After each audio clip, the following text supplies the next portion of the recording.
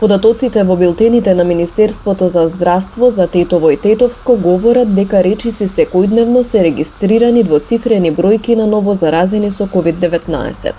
Вчера имаше дури 75 нови случаи, а бројките се високи и во претходните денови. На 26 јануари имало 71 нов случај, на 25 јануари 74, на 24 7, на 23 35, на 22 58, на 21 66 и така натаму. Односно, во овој регион има 476 активни случаи.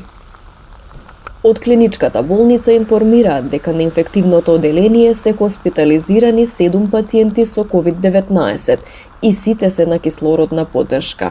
Од нив 4 се имунизирани. Има уште 10 слободни кревети, но од болницата велат дека доколку се зголеми потребата, ќе се пренаменат и други оделенија во ковид центар како досега. За еден ден пак 55 лица со ковид побарале лекарски преглед или контрола.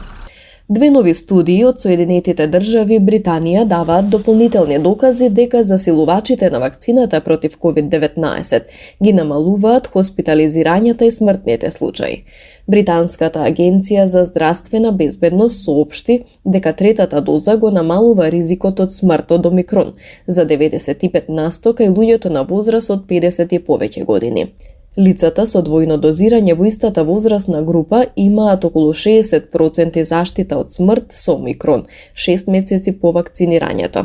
Во Соединетите држави Центрите за контрола и превенција на болести објавија друга студија, која покажа дека вакцинацијата со трета доза на Pfizer или Moderna значително го намалува ризикот од хоспитализација кај имунокомпромитирани лица.